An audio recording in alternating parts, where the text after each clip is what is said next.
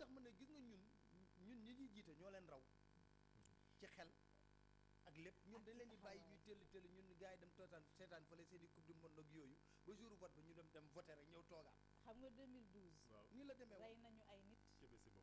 fukki nit. Alioune Kébé Alioune Kébé Alioune Kébé. waaw Maimouna. Alioune Kébé lan nga am kër Massar foofu. waaw kër Massar nag fii am na incident ci centre Massar Diagne ci moment de dépouillement bi. waaw parce que dafa am moment bi ñu tëjee bureau de vote numéro 3 ak numéro 4 di def dépouillement bi dañu ubbi bureau bi comme yenn mandataires yi nag ñu am ñu ko dugal moom la ñenn ji naxtu kenn ki mi ngi nii sama wet xaaral ma jox la ko sëñ bi waaw loo doon ñaxtu léegi. waaw man Ousseynou Sow mandataire PDS dama doon ñaxtu c'est très simple ba ñu tëjee bureau yi 18 heures dem nañ 30 minutes passé président centre vote bi am audace tijji bureau 4 ak bureau 3. dugal ay sièges d'autres partis pour wax ne tout simplement ñooñu nekkuñu fi woon et que tout simplement ce qui est injuste et que moom am na ñeneen ñi nga xamante ne ñëw na ci pour dugg mu bañal leen ko pour quelle raison mu nangul ko ñenn ñi bañal ko ñenn waaw donc man ma jàpp ne moom bu nangoo def loolu parce que tout simplement complice la quelque part ak un des leaders n'est-ce pas du centre de Massar bi. yow léegi sax maa ngi dégg nga ne mandataire ne bu ñu fekkee ci biir da nga bëggoon a génn ñu ne la boo génnee dootoo. waaw dama ne kii moo ci nekkoon président centre de vote en 2012. boobu 16 ans laa woon.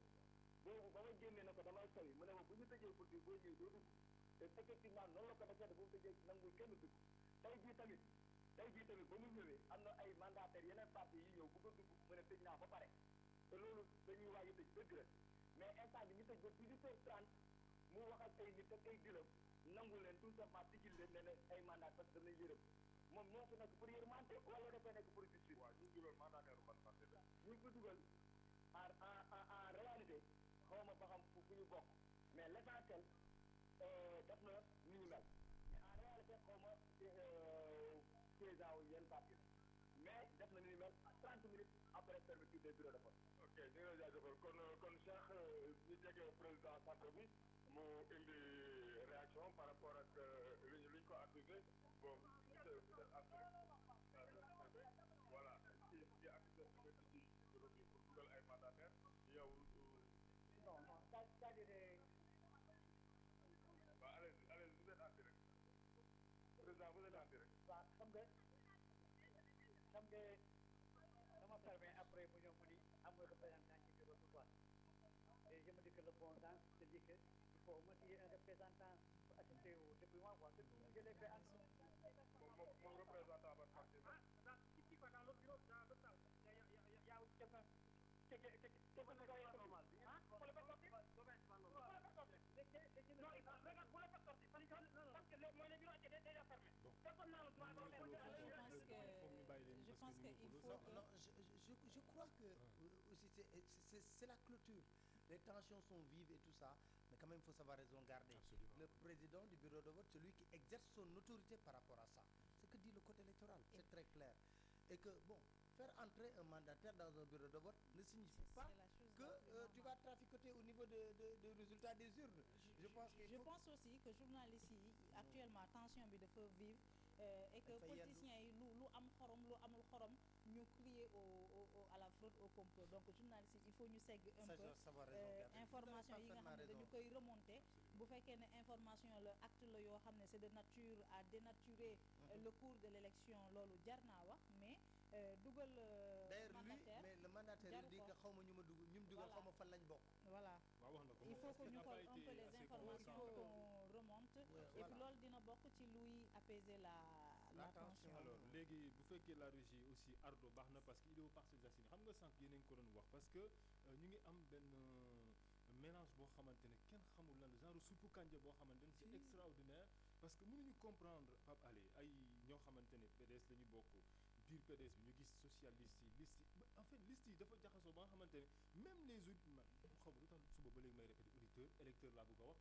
ñoom seen bopp ils ont du mal à se retrouver ci liste yi à cela s'ajoute également problème qualité programme bi nga xamante ne ñoom candidat wax nañ qualité man de caravane laa gis ak musique caravane laa gis ak musique ak plus de 50 véhicules. voilà defe naa ci oto yi lañ doon jaayante kon moo gën a. waaw kon moo gën a gudd cortège. voilà ku gën a gudd du cortège. Samba baax na Samba. oui Cheikh. Samba noo def. maa ngi nii rek Cheikh Diaby. parcelle doy na waar de. alors maa ngi trop Cheikh Diaby maa ngi fii ci centre état civil bu Parcelles Assainies.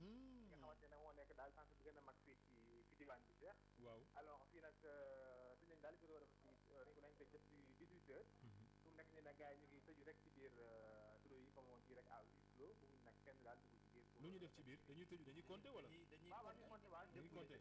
depuis maat waa ci biir waaw. kon baax na waaw. mais nag kenn nag daal amul accès ci biir ñu ngi toog fi nekk ci mbedd mi daal di xaar bu mu après ci biir cour bi di xaar yi nga xamante ne moom mooy résultat yi nag mais en tout cas d'après certaines sources yi dugg ci biir di génn alors coalition taxawu Ndakaaru moom moo xaw daal nee nañ nekkagum en tête suivi de la coalition Benno Bokk Yaakaar. mbaa kenn déggu la Sambardo. waaw ma ne. fii ma ne mbaa kenn déggu la. non non kenn déggu voilà la soril foofu yëpp parce que bàyyi bañ affiché rek su ma soñoon PV yi nga bàyyi bañ affiché rek nga liiral yu ko. après ñi ngi ci biir di génn loolu lañu laaj un peu ñu laaj ne rek ñu ne waa après ñu ngi ci biir mais bon pour le moment daal ñaar ñu ngi nekk en tête ñu waxee bii wax bi maanaam daal ñu coalition Taxawu Ndakaaru ak coalition Benno mais en tout cas ñi nga xaaragum résultat définitif yi très bien ñu affiché ko comme daal ñu mën a wax daal la moo fi wadd fii ci centre état civil Parcelles Assainies. C'est une précaution hein, Samba Ardo il y dépend de ta sécurité. Samba foofu dama xam foofu. dama foofu 2002 couvrir naa ko foofu dafa danse. non dafa da danse ngay joxe résultat nit xaañ la. xaañ la xam loolu ba ne ko mbaa kenn déggul. moo tax Samba est-ce que am na ay électeurs ci biir cour bi foofu ci biir non centre. amul ci biir parce que on a fermé la grande porte ci mbedd mi léegi moom lañu tëj. vidé nañ ñëpp. y a des vigiles qui sont postés là-bas. def nag ci bi daal ñu nekk ci biir moom mooy la presse. ak quelques également agent défense de l'ordre ñoo ngi ci biir cour bi ni ci enceinte bi ni quoi. mais le reste yëpp ñu ngi ci mbedd mi on a fermé la grande porte. d'accord Samba le temps que ñuy dem Kolda ñu jàngat li nga Cheikh Diaby il faut ñu Kolda bala ñu le temps ñu dem Kolda mais bëggoon naa ñu jàngat tuuti tamit kaw parcelle xam nga parcelle. non dama ne dafa kéemaan. parcelle. parcelle Mbaye Ndiaye fa nekk. waaw Mbaye Ndiaye maa ngi fàttaliku bëri bala paase daf ma préciser ne ma. je suis ministre d'État premier dans le rang du cabinet président ma ne ko merci monsieur Ndiaye. en direct la ma ko wax fii parce que dañoo juumoon ci bañ ko bindal ko ministre conseil mu ne non je suis ministre d'État. garde rapproché premier dans le rang protocolaire. c'est lui c'est lui qui l'a précisé en direct attendez léegi kon foofu ñu koy xaar. di xaar Seydou Gueye Medina. Aminata Touré ñu koy xaar. Mansour Faye ñu koy xaar ne donc ñun ñëpp garde rapproché président lañ ñoom seen résultat dafa am solo. Benoît Sambou ñu koy xaar Ziguinchor donc. ak coow lu nar a dina neex trop. dana neex parce que aussi Thiès du yomb tamit Thierno Alassane Sall Augustin Tine. mais c'est extraordinaire Thierno Alassane Sall. ce qui est plus compliqué d'abord à Thiès parce que Thierno Alassane Sall n'est pas parti avec la coalition de Benno Bokk Yaakaar Thierno Alassane Sall est parti sur sa liste personnelle. donc c'est ça aussi. Et donc il est ça veut dire qu'il a défié. en compétition avec Idrissa Seck. Et en compétition avec Benno Bokk Yaakaar également. donc ça veut dire qu'il a défié pratiquement l'autorité du président de la République. En tout cas il paraît que daal président moom élection yi dina solder ses comptes avec son parti parce que wax na ne leen bàyyi leen ñi ñu jiitu. ñi bañ ñëpp mu ngi leen di xaar te il faut s'attendre à une très grande recomposition du point de vue institutionnel comme politique au niveau de l'Alliance pour la République. Je suis entièrement d'accord avec vous et sur le raison. Très grande moi je pense que le président de la République a l'opportunité aujourd'hui ñi nga xam ne dañ doon dugg palais di fëgg seen dënn di ko wax président maa tekki lii ñu dem ci seen gox seen koñ laa wax da xam nga ko mënut a gañe koñ mënoo gañe région wala département ñu rëq sa ndigg foofu bu baax a baax boo duggutee di wax président ngay xam nooy wax ak moom il a le temps aussi de structurer son parti parce que son parti aujourd'hui tu veux dire que je veux parler à un responsable de Dakar de l'APR tu as du mal on ne sait pas qui est maître à Dakar qui est le maître incontesté à Ziguinchor. Le jeu n'est pas lisible mais il y a un fait sur lequel on ne s'attarde pas c'est le cas Alioune Badara Cissé. Alioune Badara Cissé qui a défié Macky Sall. Alioune Badara Cissé qui se déclare représentatif d'un certain électorat. Je pense aussi qu'on va beaucoup se focaliser sur le résultat de Saint-Louis mais également le résultat de Alioune Badara Cissé. S'il obtient un très bon score, ce sera un argument de plus pour discuter avec Macky Sall. S'il obtient un score moyen ou médiocre, il devra se mettre dans les rangs. Et on a des cas comme ça dans beaucoup de localités. Absolument. Mariama Sarr qui a été limogée. Mariama Sarr qui se présente actuellement au niveau de Kaolack. Si elle gagne les élections à Kaolack, ça veut dire qu'il faudra revoir son avenir politique parce qu'on l'a choisi à la place d'autres personnes, Maître El Hadji Diouf également, qui se promet mesure en à 3 Kaolack. mois de changer le visage de Kaolack et de déloger le président de la République. Il l'a dit D'ailleurs, lors de sa tout à dernière l'heure. conférence, il a dit mon ambition, ce n'est pas seulement Kaolack, mais d'être le président de la République. Il y a le résultat de Aminata Mbengue Ndiaye au niveau de Louga. Louga. Aminata Mbengue Ndiaye. Voilà, de Aïssata Tall Sall. Diourbel, Aminata Tall, même si elle n'est pas partante dans ces élections, elle est originaire de Diourbel. Diourbel, c'est sa base politique. Est-ce que l'APR va intervenir pour quand même essayer de rassembler un peu les responsables ou les patrons de l'APR. Est-ce que l'APR va y régner? Qu'est-ce que Mbaye Ndiaye représente aux Parcelles Assainies? Mais pas aller justement. Mbaye Ndiaye qui est le directeur des structures du parti qui n'a pas le droit à la faute. Mais est-ce que vous avez pris aussi en considération aussi ce point? Parce que quoi que l'on puisse dire, ces formations politiques sont parties en coalition. Bon, est-ce que cela ne risque pas un peu aussi de jeter un petit bruit quand même, quoi que l'on puisse dire, on va dire, je ne dirais pas la légitimité, mais dans le débat de la représentativité, voilà, de chaque responsable. Mais Mbaye Ndiaye a clairement dit dans son combat contre Moussa Sy, c'est Yekini contre Yahou Dial, en assimilant Moussa Sy à Yahou Dial. Je suis d'accord. Lui, c'est Yekini. Maintenant, si Yahou Dial bat Yekini, donc on doit en tirer les conséquences. Oui ou non? Faut qu'on soit logique. Il ne faudrait pas prendre, si je vous comprends bien, aussi le contexte, on va dire, le cadre des coalitions, non? Ah non, ça mais c'est lui qui a porté la coalition de l'affaire. Il faudra nécessairement repenser les plaies au niveau de la coalition Benno Bokk Yakaar. Je me demande comment ces gens-là vont se retrouver au lendemain des élections et s'appeler alliés. Quand on est allié, on ne se tire pas dans les pattes. Quand on est allié, on n'est pas face à face lors d'élections. On est ensemble lors d'élections. Je pense que sur ce point-là, il y a un travail qui va être fait. Les leaders devront se retrouver, repenser les plaies, essayer de recadrer les situations alambiquées un peu partout dans le pays. Mais je pense que le président va d'abord démarrer par sa propre formation politique. Absolument, parce que ça risque d'être très compliqué à Kolda où l'APR a eu 2 représentants là-bas, quoi qu'on puisse dire. Et là, Diao, c'est ça, Kolda en ligne, et aussi Abdoulaye Bibi, Bokar Kandé, qui va nous dire ce qui se passe là-bas. Bokar Rangadef. maa ngi fi rek Maymouna. Alors Bokar, est-ce que vote bi arrêté nañu ko foofu wala comme waa Tivaouane da ngeen di prolonger? Voilà, fii ci Kolda nag mën nañu wax ne ci 5 centres pour préfet bi dafa jëloon ay dogal rek prolonger li nga xam moom mooy vote bi ci centre bu mel ni école Taku Baldé, école Iguène, Ousmane Senghor, Abdoulaye Diallo ak Joseph Baldé. Parce que centre yooyu nag ci gis nañ ne ba léegi nit ñaa ngi foofu bëri te fa nekk ci li nga xam moom mooy vote bi. moo tax nag préfet bi daal di jël nag dogal prolongé li nga xam mooy vote bi mu ne nii nag ñu ngi ci centre CM2 nekk ci biir commune de Kolda ci biir commune bi ci centre bi nii nag am na déjà ay résultats yoo xam ne jot naa génn. déjà oui déjà am na ay résultats yoo xam ne dépouillé nañu génn nañu résultats yi. municipal yi. ki nga xam moom mooy Nafoore te Babou Ndiaye aussi président du conseil régional sortant jiite ko. C'est du Parti démocratique sénégalais, je crois. Voilà, du Parti démocratique sénégalais bien sûr. moom moo fi am nag 19 voix. parce que rek tout d'abord ci biir centre bi amoon na 141 inscrits waaye juróomi fukk ak juróom-ñeent ñi donc ñoo jot a voté bon moom Babou Ndiaye daal di am 19 voix.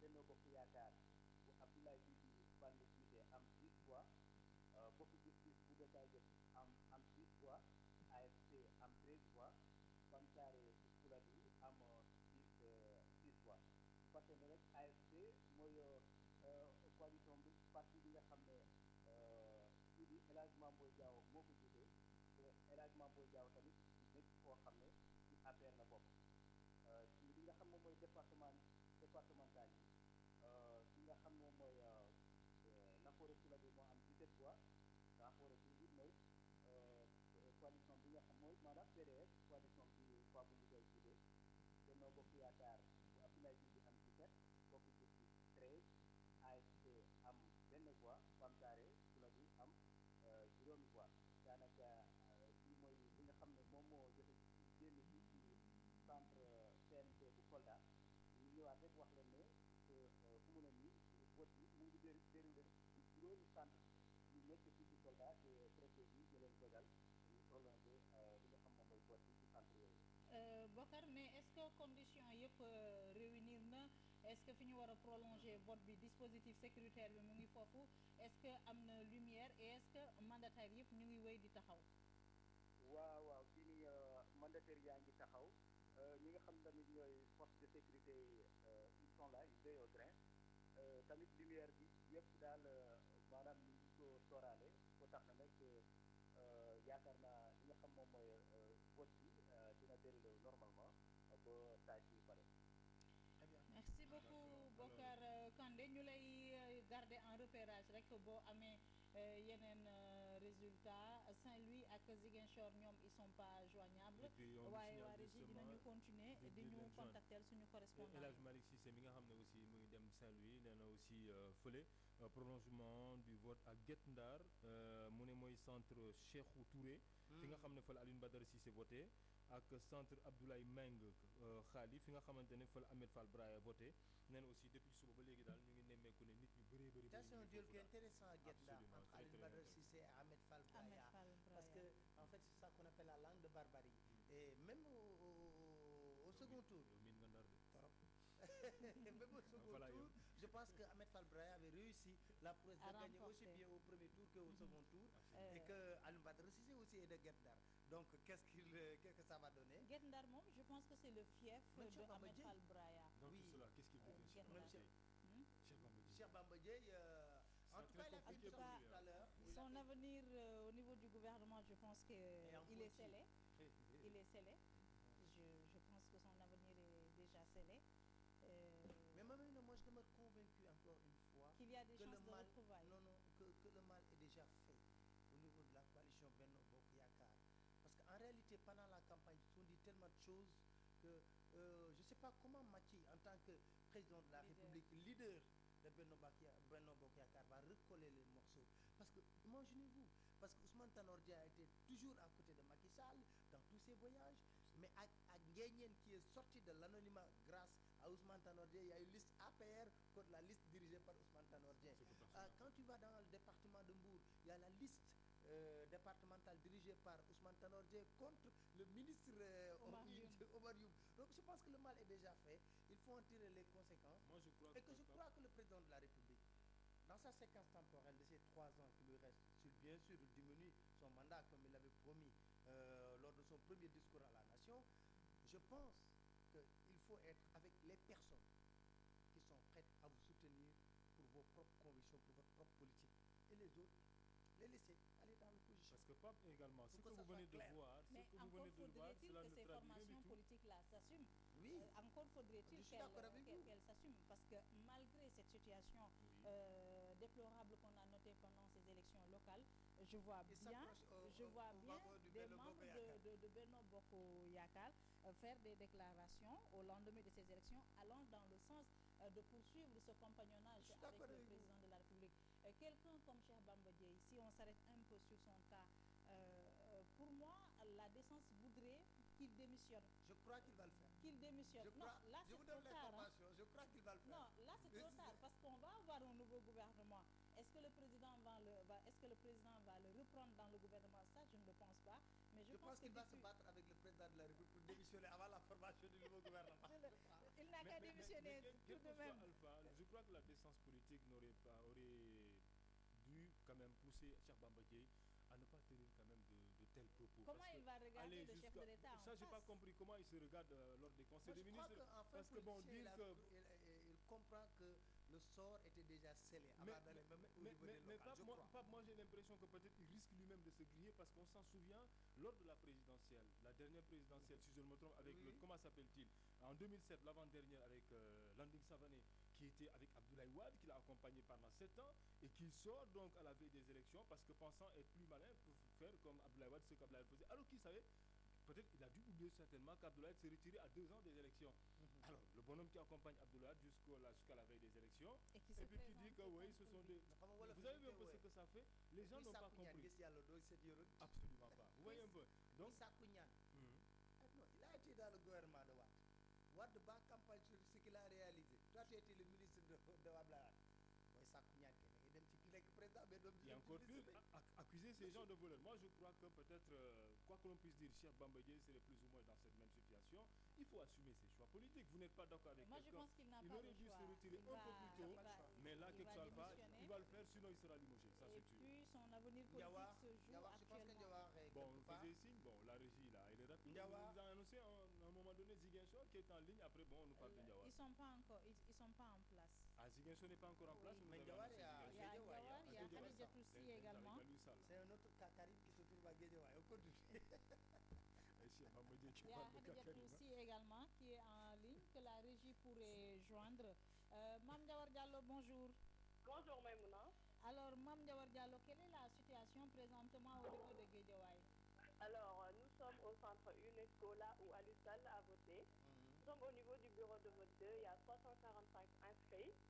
Alors, pour les résultats... Alors, là, vous êtes en train de communiquer des résultats? Oui. Ok. Alors, pour l'Alliance 2014, c'est 29. Coalition And Sophie, c'est 11. Coalition Vision Guédiawaye, c'est 4. UNP, ils ont 2. Sunu PSD, 0. ACD, 4. CVD, Bokk Gis Gis, 0. Benno Bokk Yakaar, 51. Garabji, 2. Tekki 25. Coalition Takku, Dekkal, PDS, 1. Appel 3G2, PDR 1. Alors, Maïmouna, dans ce bureau de vote, on a remarqué que même au bureau 1, les 341 inscrits, c'est Benno Bokk Yakaar qui domine largement ici. Même dans le bureau de vote où Aliou Sall a voté, ils sont devant. Alors, je pense que ça, c'est des bribes de résultats qu'on ne peut Absolument, pas. on peut pas Très bien, analyser. Ndiawar. Oui. Ndiawar. Alors, Oui. donc, mais est-ce que la situation est calme là-bas? Oui, oui, Papa, ils sont calmes, donc Très il bien. n'y a encore aucun incident. Mhm. Passé à l'école Yark Diagne, mais là-bas aussi, ils sont en train de faire le dépouillement. Donc là, ils n'ont pas encore commencé à donner des résultats. Les gens jubilent, mais ils sont calmes quand même. Bon, on va jubiler sur la base de résultats d'un bureau de vote, hein. Il y a même deux centres de vote. Mais quoi Bien qu'on sûr, puisse il dire, y en a Pape, ces d'autres qui élections- sont en ligne. La régie, est-ce qu'on peut avoir une notification des reporters qui sont en ligne et qui attendent une réaction de notre part? En attendant, avant de les avoir, peut-être Maïmouna, Pape, Faut je se crois que, oui, il faut se féliciter, d'accord, mais je crois que ces élections réservent beaucoup de surprises. hein. Oui. Oui. Beaucoup Ce qui de m'a intrigué surprises. dans les résultats qui ont été donnés tout à l'heure par Ndiawar, j'ai vu des coalitions qui ont eu 0. Autrement dit, leur Beaucoup mandataire plus. qui a siégé peut-être dans le bureau de vote n'a même pas voté pour eux. Il y a un problème. Quelque part, il y a un problème. Je ne sais pas comment je me l'explique. Quand elle a dit 0, j'ai dit, bon, écoute, C'est vrai soit que- la c'est coalition vrai que ça n'avait fait pas de rire, mais mandataire dans le bureau de vote, Ou bien le bulletin est nul. le bulletin est nul, ou bien le mandataire a voté contre eux. Ah, ça, je n'ose pas. On va faire là-dessus. Mais quand même, Bien les mais télé- quand même, Bien les auditeurs, bon, les électeurs, autant pour moi, je sais pas qu'est-ce qu'ils mais prennent les le plus auditeurs sont matin. des électeurs, c'est la même chose. Bon, d'accord. Allez-y, voilà. Ou bien ils avaient du mal à reconnaître tout simplement les bulletins de vote parce qu'il y en avait tellement. Alors et moi, du je coup, suis les parti gens se voter, perdent, mais hein. quand même, Vous n'avez pas- je suis parti voter tout à l'heure. Je vote à Derklé, mais je suis parti voter, mais j'ai vu quand même, j'ai compris un peu la longueur parce que j'ai pris tellement de listes Il y a trop de finalement. listes. Il y a trop de listes quand Il y a même. trop de listes. Il faut après ces élections, quand même, qu'on prenne nos responsabilités, que les acteurs politiques puissent prendre leurs responsabilités. Les assises de la classe politique Il faut le sénégalaise. faire. Il faut le faire. Je pense Revisiter qu'on peut même pas avoir les assises nationales. Oui. Essayer de réguler le jeu politique national. 227 partis. J'ai interpellé le cardinal Sarr sur Barthélémy cette Diaz, question. Barthélémy Diaz l'a abordé tout à l'heure. Je pense qu'il a essayé de reposer la lancinante question de la participation des indépendants aux élections. Barthélémy, il est homme politique, il est dans son rôle, mais je pense que pour le contrôle d'une collectivité, on ne peut pas empêcher Encore. à des citoyens Mais Mouna, d'apporter leur encore contribution. mieux, Pape Alé, encore mieux, même les religions ont été interpellées sur cette question. Je fais allusion également au cardinal Touba en Sarr, ligne. Touba en ligne. Juste Touba. pour terminer ma réflexion, Pape Alé. Touba, il n'y juste a pas avant de d'élection prendre- là-bas. Ben non, absolument. Si. Il n'y a pas d'élection, il y a, C'est juste il y a- une il y a liste. la liste de Khalif et un bulletin blanc. Et ça. Il n'y a pas une autre. Non, On Pape va- Alé, on va voir. dis-moi C'est ça. à Pape Touba Serre, Mosquée. allô Pape Serre. Allô, Pape Serre Allô, oui. Oui, Pape Serre, quelle est la situation qui se présente là-bas? En fait, depuis maintenant une dizaine de minutes, les résultats ont commencé à tomber ici à Touba. Je suis présentement au niveau de l'Institut Al-Azhar où se trouvent plusieurs dizaines de bureaux de vote. Je me trouve actuellement devant donc, le bureau de vote numéro 20.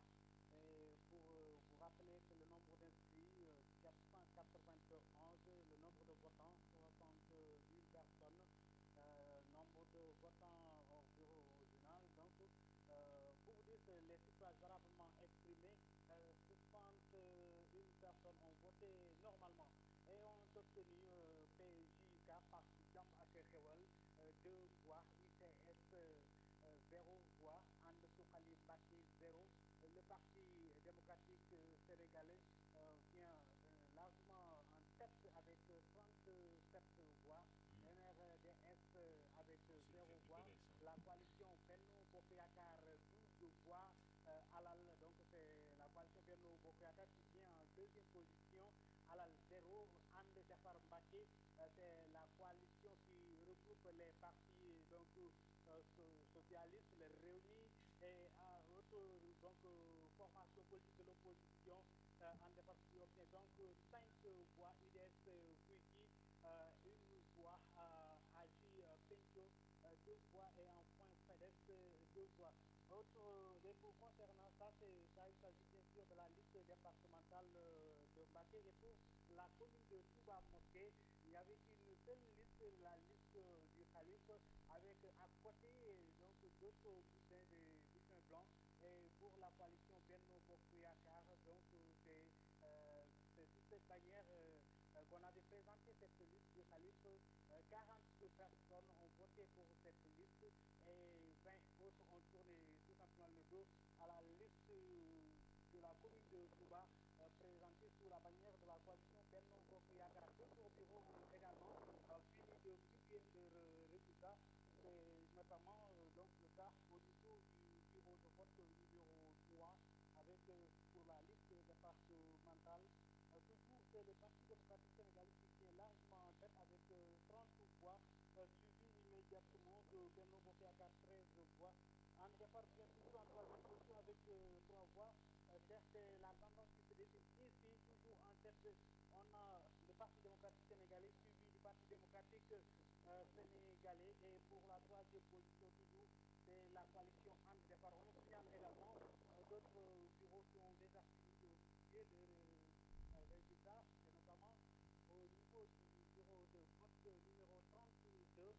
Ça, c'est le bureau de vote numéro 32.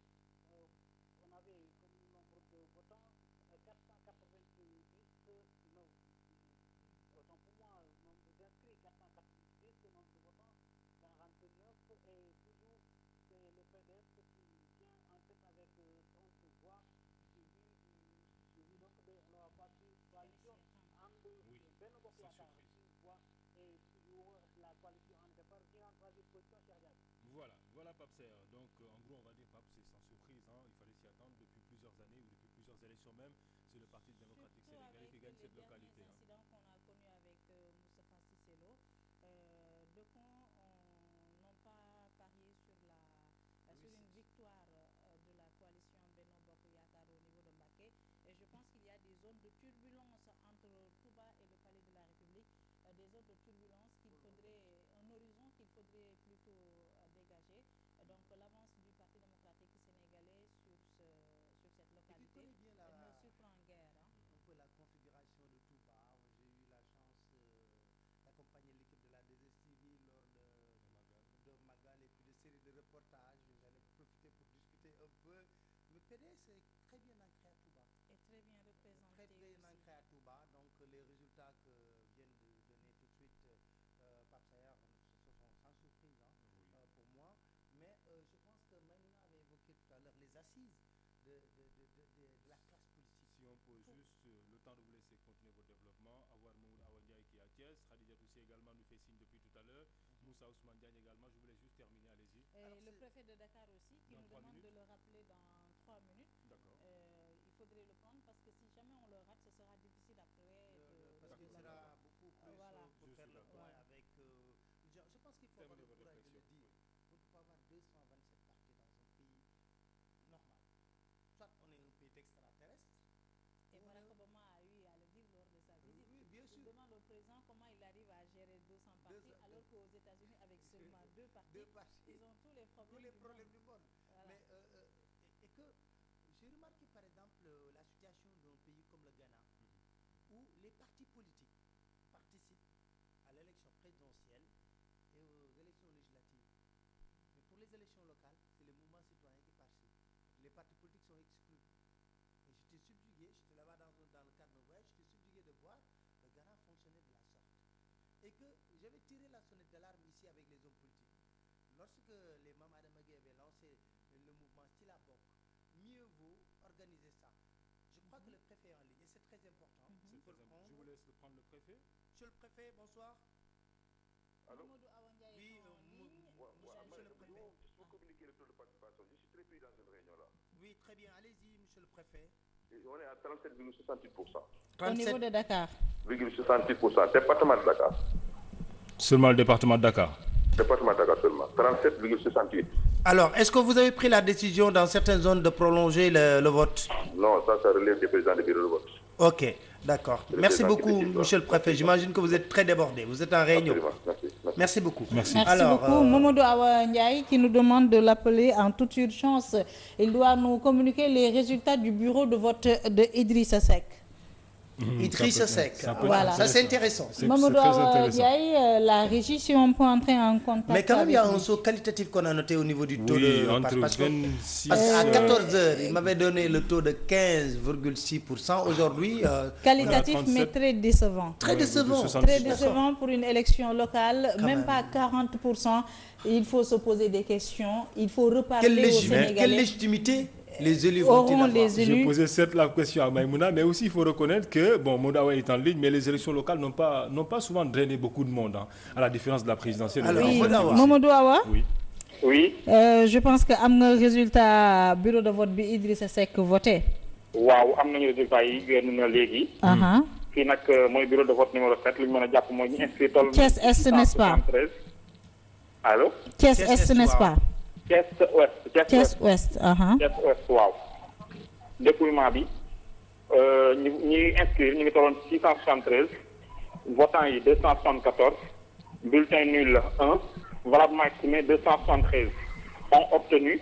Elle changé avec El Malick Seck 7 voix, Reste les Verts 0, Sopi ak PDS 26, MCSS 2, Visa 2, La Rupture ak Damel 5, PVD ak Faxas 1 voix, Benno Bokk Yaakaar 73, And Defar Thiès, la liste de Idrissa Seck 139 voix, donc Idrissa Seck a gagné son bureau de vote.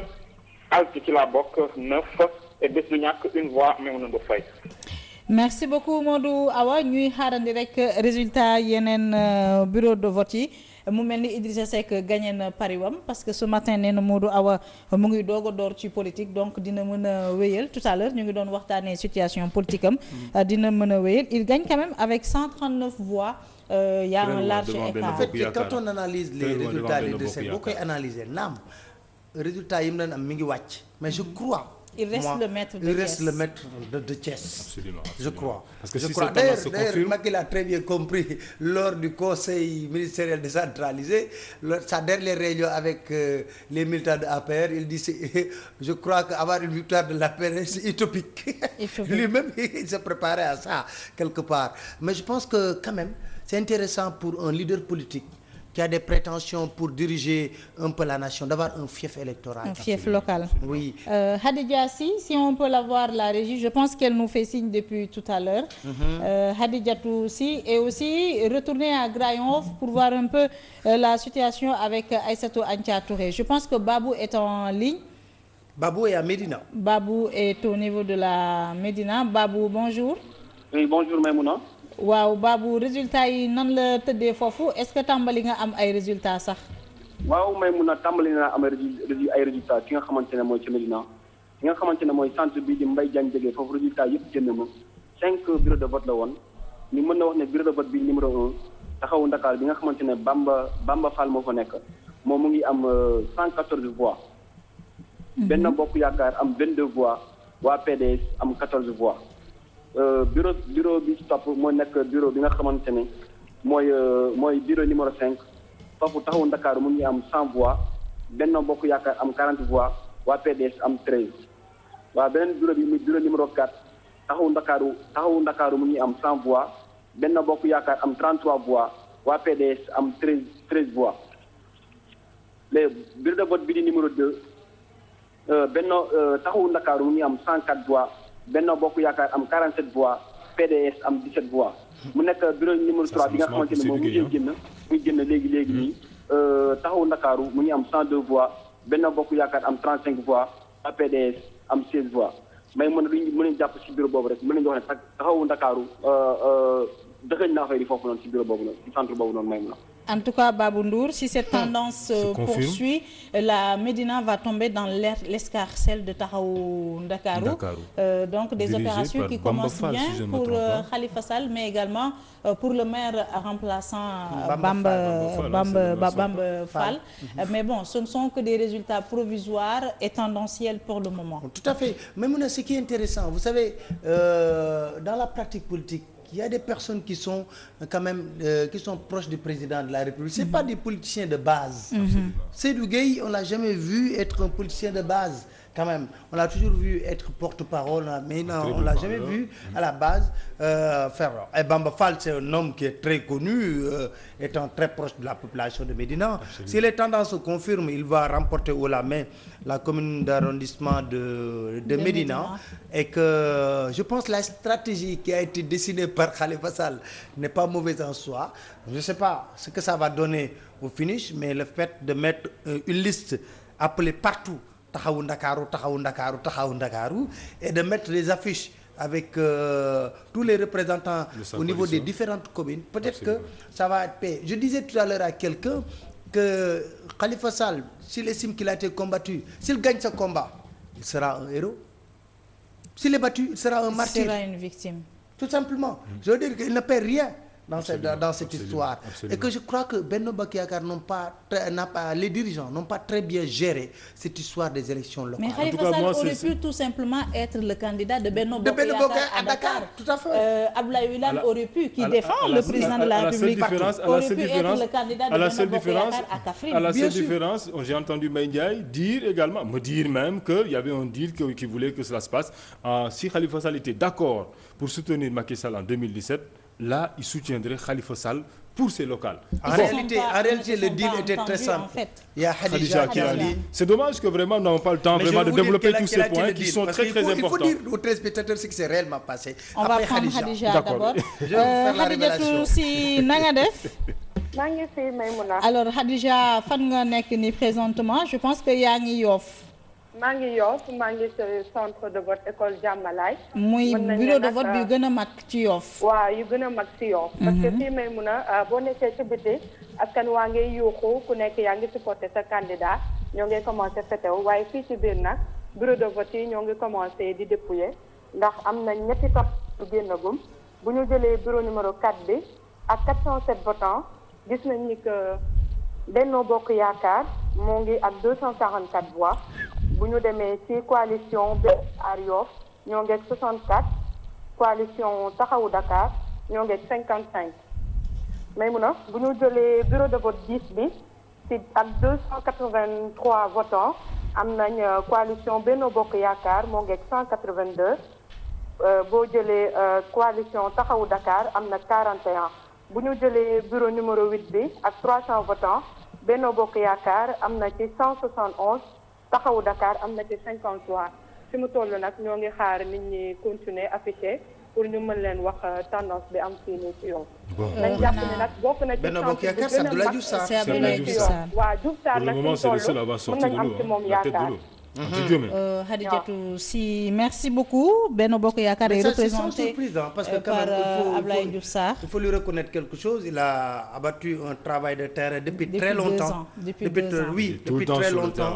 Et aussi, il faut moi personnellement, je lui ai dit de vive voix parce que c'est pas quelque chose seulement de vive voix. Quand vous passez au niveau du campus de l'université, quand même, il est en train d'abattre un travail qui est très important au niveau du campus social pour quand même rendre plus paisible, rendre le bien-être aux étudiants qui sont au niveau du campus social. Je très bien conseillé. Allez-y pour le deal maintenant. Non, c'est Maïmouna qui gère Diouf Sarr, pas moi. Alors, mais quand même, quand vous n'êtes pas gentil. Mais non, absolument, moi j'ai rien dit, Maïmouna. Je dis juste Diouf Sarr, très bien conseillé. Allez-y pour le deal. Il faut qu'on admette quand quelqu'un fait un bon travail, lui dire je fais un bon boulot. Non mais c'est trop facile. nga xaar ba ñu ne élection locale des na 2 mois. nga commencé nuyu nit ñi commencé dugg ci kër yi commencé séddale xaalis. Moi je pense que les hommes politiques qui ont des ambitions peut-être pour leur localité, c'est un investissement sur le long terme. Bien on sûr. on a vu des hommes politiques qui de par le passé ce sont les populations qui sont venues leur demander de présenter une liste pour les élections locales. Je pense que liggéey la boo xam ne da nga koy tàmbali ci lu yàgg askan bi xool ne xam na yow amal nga leen njëriñ mais boo toogee bañ ne ginnaaw suba la élection yi nga ñëw présenté wu je pense que bu élection bi passé dootoo faale nit ñi. Et il faut dire aussi qu'à Yoff il y a eu une scission. À Yoff la coalition il y a la coalition Benno Bokk Yaakaar mais aussi il y a la coalition Aar Yoff avec docteur Ndir Biram Ñing. Ils sont tous membres de l'Alliance pour la République mais il y a eu une division lors de la confection ñu jege parcelle ñu dem parcelle ñu xool lan moo fay xëy. waaw parce que Mbaye Ndiaye mi sax moom mu ngi foofu. mi doon wax deal bi kon après nga tojal ñu deal bi. Samba. Oui, Cheikh Diaby. Samba lu xew parcelle. Alors mes sources confirment Cheikh Diaby ici fii ci parcelle. Waaw. Alors centre état civil bi au bureau numéro 9. Résultat nañu fi wadd nag y a Benno Bokk Yaakaar qui a eu 34 voix. Alors Taxawu Dakar y a 107 voix. Alors PDS moo am 25. MRDS am 9. coalition Si Dëgg Bokk Si Ngeen Bokk am 3.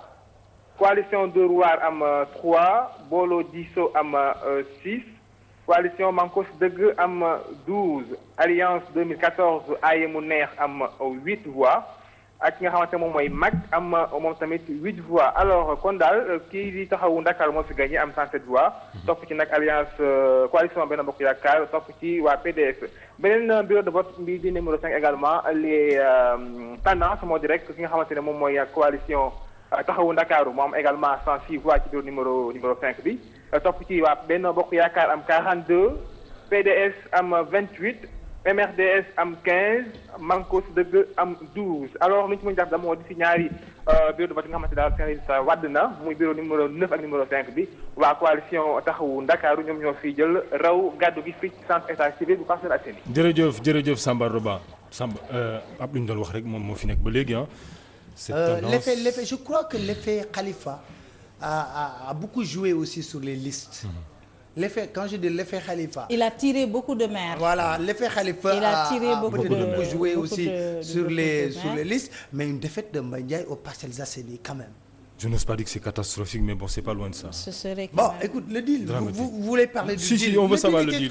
Le deal était très simple. Oui. On a demandé à Khalifa Sall de dire de vive voix qu'il va soutenir le candidat Macky Sall à la prochaine présidentielle et Khalifa a dit qu'il n'est pas le secrétaire général du Parti socialiste, c'est le Parti socialiste qui est censé le faire et s'il doit le faire, c'est Ousmane Tanor Dieng en tant que secrétaire général du Parti socialiste. Et qui ne va pas insulter l'avenir. Oui. Et il a parfaitement raison. Et Alioune Ndoye a dit que Ousmane Tanor Dieng n'ose pas faire ce que Moustapha Niasse a fait. Il n'ose pas se le permettre. D'accord, mais Khalifa a clairement dit et dans un ton courtois qu'il n'est pas le secrétaire général du Parti socialiste. Absolument, il a raison. Aujourd'hui, Moustapha Niasse peut le faire parce que c'est le secrétaire général de l'AFP.